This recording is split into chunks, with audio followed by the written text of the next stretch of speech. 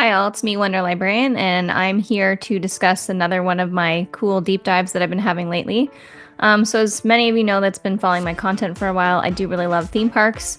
I grew up in Ontario, so Canada's Wonderland was very close to my heart. So, I do have a recent video about that I did just in the last little while. And in 1992, when I was about 10 years old, I first went to MGM, which is now Hollywood Studios, a Disney park, and it just really captivated me. I remember going on Star Tours and Muppets. Still love those today. Still mourning the Muppets leaving pretty soon. But I digress. It was all about making movies, and it was like stepping into Hollywood in the 1940s. It felt very alive. It felt very cool. You felt like you were part of the process. They had Animation Academy and everything at the time. So today I want to talk about an attraction that ended in 2020, and it was all actors. So it was an improv show. Streetmosphere is what they called it originally. It was the Citizens of Hollywood, and they're actually on the background behind me. So if we just take a quick look. So that's Honey Darling behind me in blonde, Mimi Kaboom in the green dress, Dorma Nesmond with the Oscar there. She was a silent film star who's slowly fading but still wants to be fabulous. And I'm not sure who the other two are, but I have looked way into these characters. There was a set of about 20 that were pretty consistent, it seemed like. According to the facts that I read, there was around 120 cast members that portrayed them. They would just alternate them.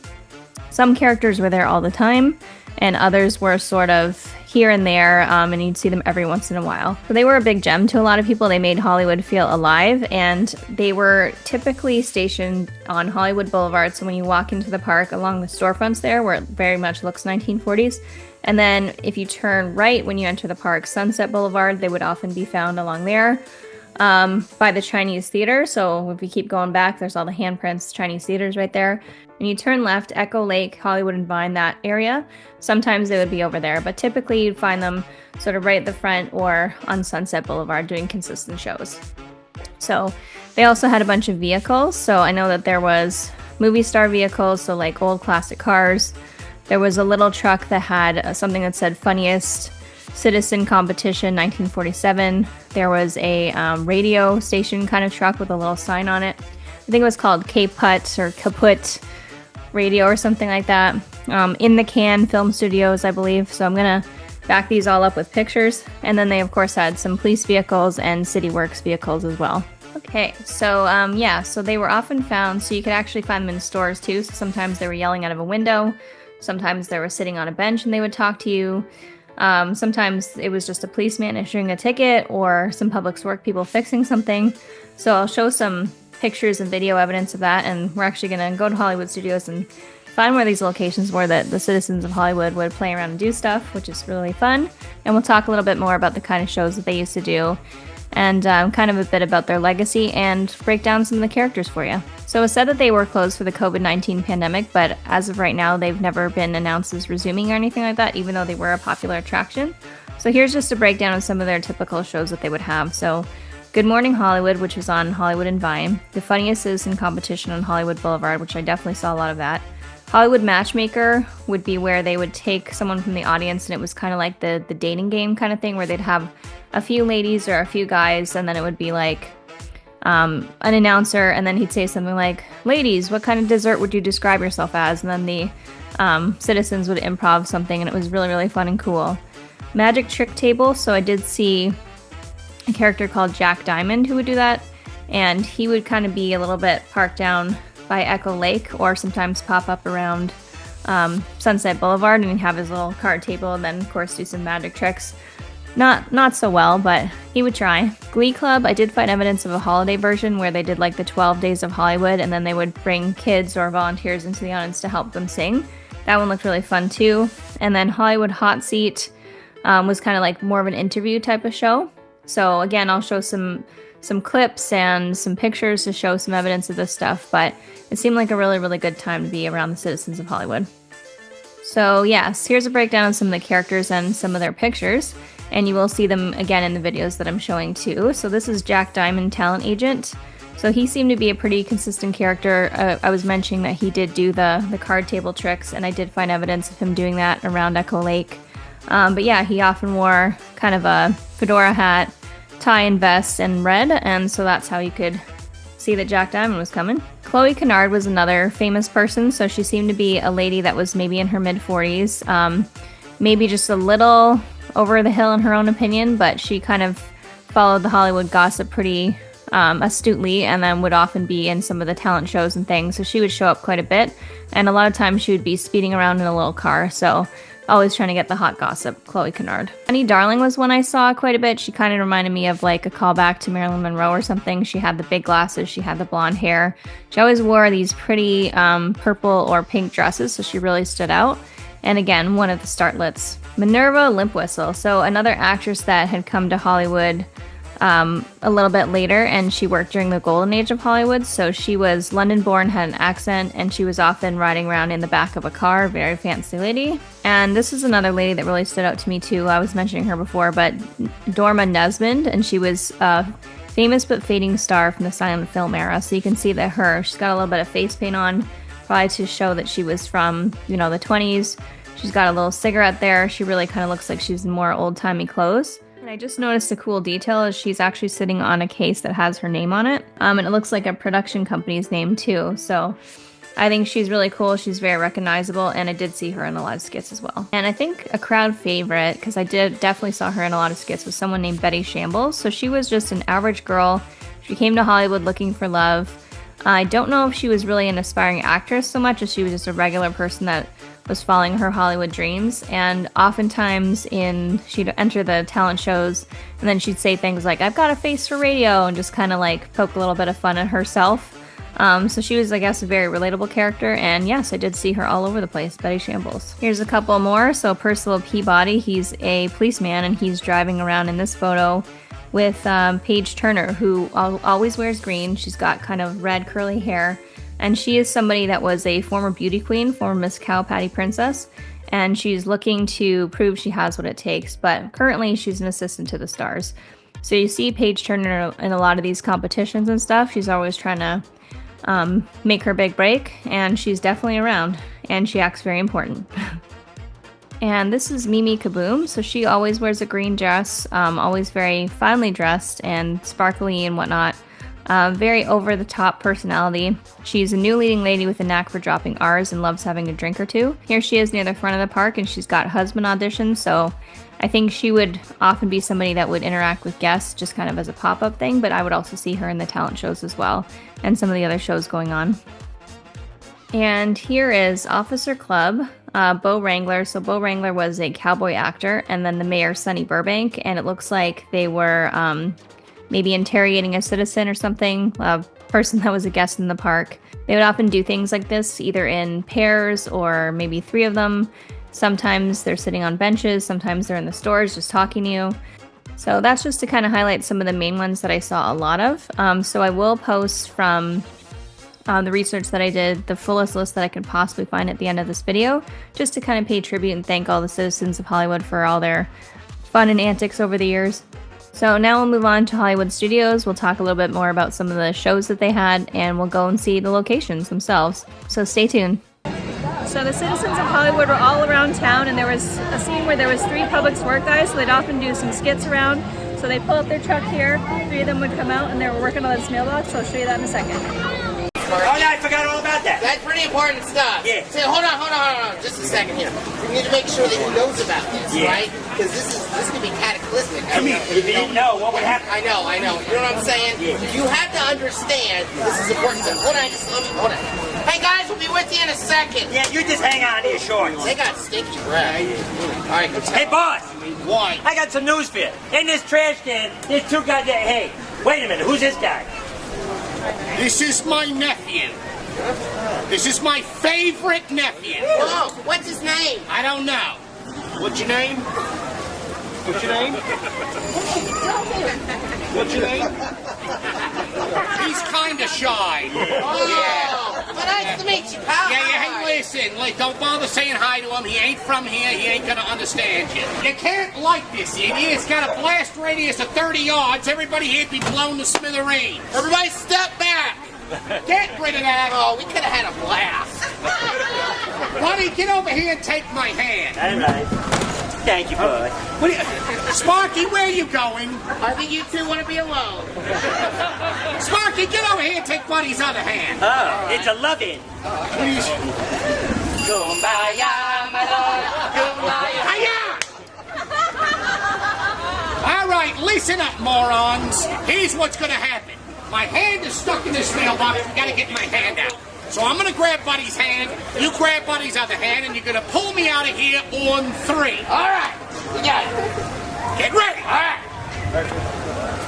1, 2. Hey, wait a minute. Now, just point of order here. Are we pulling on 3 or is it 3 and then pull?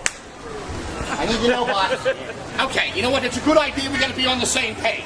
All right, so here's what we're going to do. It's going to be 3 then pull. Okay. Okay, so I'm going to go 1, 2, 3 then pull. Okay. All right? 1, 2, 3 then pull. All right. Okay. I got you.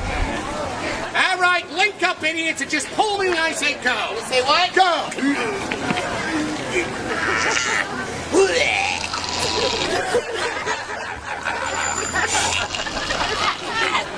Not now, I'm pulling.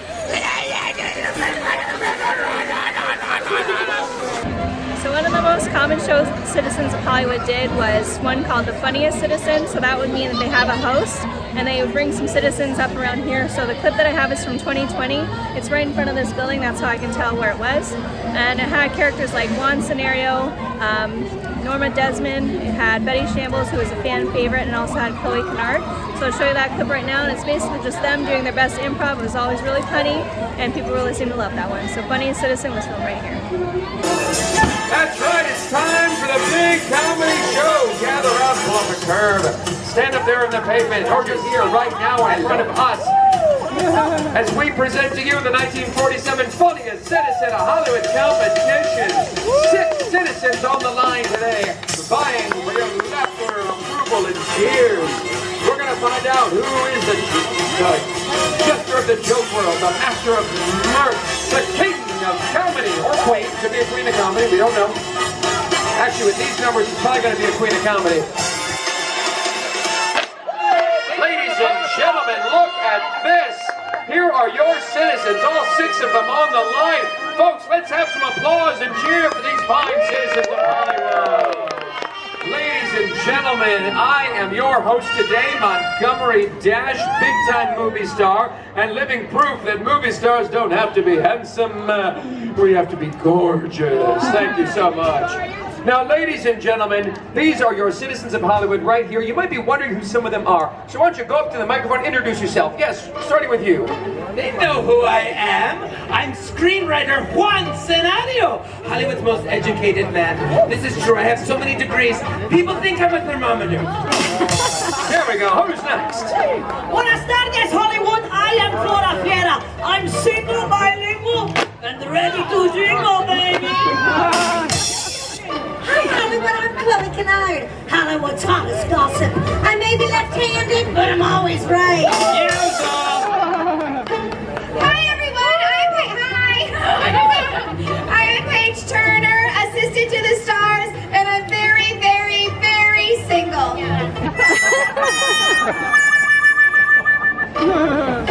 All right, go ahead. Hello, darling. It's me, the divine Dorman Esmond, the greatest star in the entire universe. You may clap for me now. They sure are. That's right, last but not least. Thank you. I'm Betty Shambles with the face for radio, and I'm just here to remind everybody that beauty is only a light switch away. Is that light switch on or off? It's on a dimmer.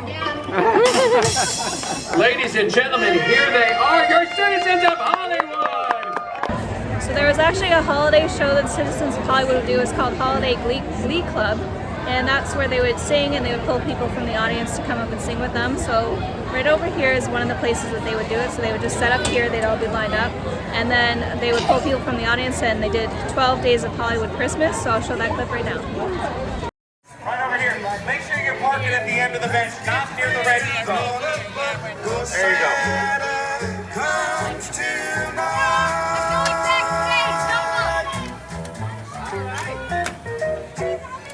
on and give it a whirl. Go ahead, try it out. Try it again. Very nice, yep. Okay, that is enough, you power-hungry child. Get out of here. Now, ladies and gentlemen, I think it is time that we warm up, so can I get a high note, please? Low note. Doctor's note. Oh, they're ready. Now, I think that we should warm up with a classic Christmas tune. Oh, Tannenbaum. Wait a minute, why are we singing about sunscreen? Yeah, that's ridiculous. You know, we should sing something completely different.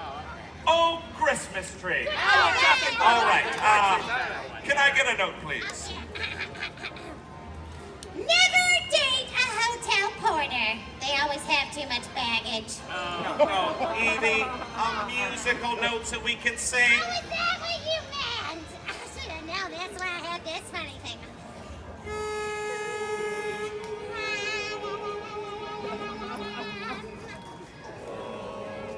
Christmas tree, oh Christmas tree.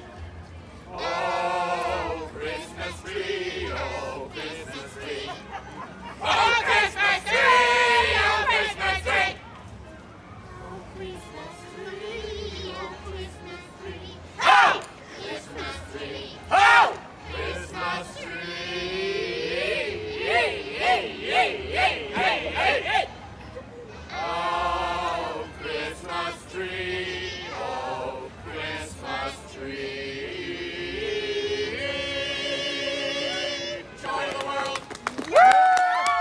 So I'm here at another Citizens of Hollywood location. So they would often do something else called the Hollywood dating game, which meant that a few of the citizens, either a bunch of females or a bunch of males, would be here. They'd pick a opposite sex person from the audience and they would do a little dating game. So it would be stuff like asking the girls, like, what kind of dessert would you be? Or what's your ideal date? Something like that. So that was really, really fun, and I can definitely tell it's here because you got the Muscle Beach window in the background. So Hollywood dating game right here. If you are not careful and you throw me for a loop, I'll be doing this all downhill. All right. Ladies and gentlemen, gather around right now, won't you, for everyone's favorite daytime dating delight, the Hollywood Matchmaker Game. And at this time, I'm looking to cast one eligible bachelor who would like to win a date with one of our single, talented Citizen of Hollywood ladies. So have a seat. Give a hand. We have found our bachelor. Oh, this is lovely. Sir, what is your name? Scott. Scott. Great Scott. We've got Scott here today. Scott, you're joining us from Alabama. Alabama. Give him a big round of applause. And by the look of your outfit, you work at Target. Is that right? Apparently. Apparently. No, what do you really do? Work in NASCAR. NASCAR. Oh my goodness. What do you do for NASCAR? Sponsorship sales. Sponsorship sales. Wonderful. So we've got Scott here who works for NASCAR from Alabama. This is going to be a wonderful time for you, sir, right now. We're going to be putting you on the Hollywood Matchmaker Game, but before we go live on the air, we have to go over the one rule of the game, and for that, I'm going to send it up to my co-host with the most. Ladies and gentlemen, famous film director here in Tinseltown. Put your hands together. Welcome, Oscar Mayer-Wiener. Thanks, everybody. Thanks. Scott. Hey, Scott. Scott. Scott. Scott. Don't do that. Oh. Don't turn around. Whatever you do, don't turn around. All right, Mr. Granite, I'm getting word. We're ready to go live on the air. Oh, I'm so ready for my entrance. It's high noon, and you're listening to KPUT Radio, the voice of Hollywood. And now it's time for everyone's favorite romantic game show, the Hollywood Matchmaker Game, with your host, matinee idol, Stone Granite. Hey! From Hollywood, thank you, Oscar. It's time for your famous daytime dating delight. The name of the show, for every time you hear the name of it, the audience erupts into tremendous applause. It's the Hollywood Matchmaker Game. I have a sweet tooth. If you were a dessert, what would you be and why? If you were a dessert, what would you be and why? A tasty question to start with Bachelorette number 1. Give her a hand, folks. Come on. Hello again, Scott. Oh, yep. Darn it, I'm sorry. I That's forgot it. I can't do No, that. you can't do that. Okay, I promise Yeah, I don't won't do that that either. anymore. No, don't do that. Okay. All right. Okay. All right, do you? Okay. Okay, stop. Scott, if I were a dessert for you,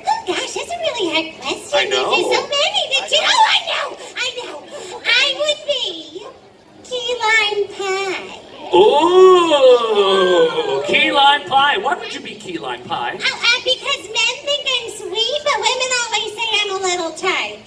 Bachelorette number 1. Parents, you'll explain that to your children. Lovely. As we move on to Bachelorette number 2. Give her a round of applause. Oh, thank you, Mama. Oh, my goodness. It's good to be back, Scott.